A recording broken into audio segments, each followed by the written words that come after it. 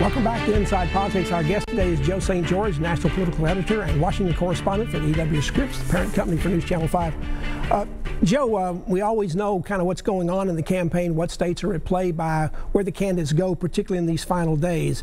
It appears this year, maybe more than usual, we have a lot more traditionally Republican states, Georgia, Arizona, Iowa, others. To use a sports comparison, is the president in trouble because he's having to play a lot more defense than offense in these final days in these battleground states?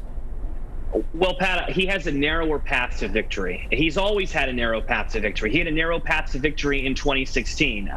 But what Democrats are trying to do is pretty much say checkmate with a state like Georgia or a state like North Carolina, because really, if you look at the president's best path, it's win Florida, where he lives, Mar-a-Lago. It's win Georgia again, win North Carolina, just continue up that I-95 corridor, win Ohio, and then you got to probably win Pennsylvania. That's probably his best path if you look at the polls. It seems like Michigan is getting away from him as we head down the final stretch, even to some degree Wisconsin may be getting away from him. So that means his path runs up the I-95 corridor from Florida to Georgia, North Carolina, into Pennsylvania, must win Ohio. And then he'll probably have to pull out in Arizona, which, if you look at the polls out there, and don't look particularly well for him. Democrats believe they have a real chance of winning Arizona for the first time since 1996. One way to look at how a race is going is also where the candidates place their media money or pull their media money late. The president's been pulling some money out of some states. What does that mean? Is he in trouble if he has to pull that money out to spend it someplace else? He doesn't seem to have a lot of money, particularly overall, and it's unusual for a Democrat to have as more money than the Republican, but in this case, not only in this, but in the Senate races, you're seeing it all over the country. It has been remarkable on both sides, right? The Democrats, the amount of money that the Democratic Party has been raising is astronomical.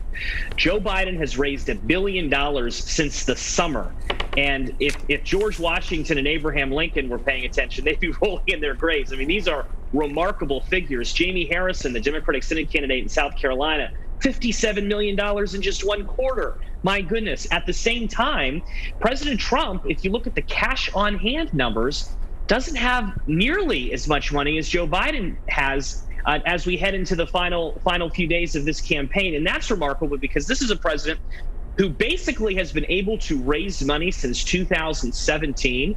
He did not face a competitive primary. So for him to have a cash disadvantage with a few days left in the campaign, it is remarkable.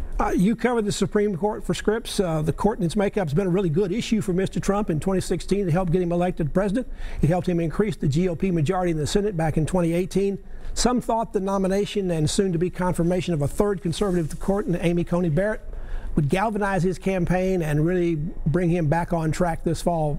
That doesn't seem to have happened. Why not?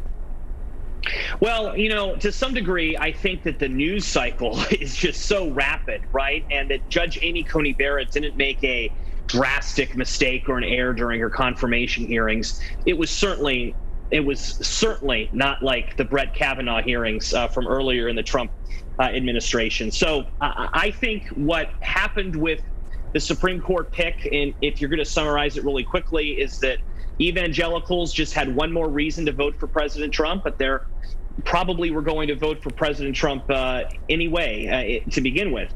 Now, that being said, Democrats think there's a chance that suburban female voter, we hear so much about suburban women, right?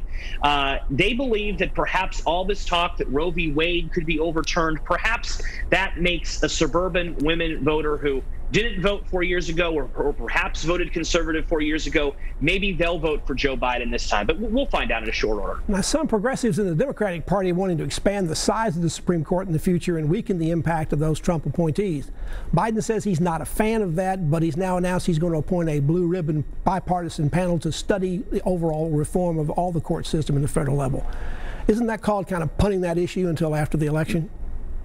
Well, look, I mean, if for some reason, again, we have to just keep saying if Joe Biden is the president-elect in a few weeks and is inaugurated in January, and a Democratic wave sweeps across this country, and you have Democratic senators coming in from places like Montana, where a Republican senator would have to go down, places like Arizona, where a Republican senator would have to go down. If there is this huge Democratic wave, there will be plenty of progressive Democrats, Bernie Sanders Democrats, if you will, who will want to see real change on a lot of issues ranging from the environment to, yes, the courts. And President Biden would have to really maintain, would really have some difficulty, I think, controlling his own party, because there are a lot of progressives that want a lot of things done. And, you know, Joe Biden is more inclined to be a moderate Democrat than he is to be that far to the left. He's never been for Medicare for all, and he certainly hasn't endorsed the court packing idea that some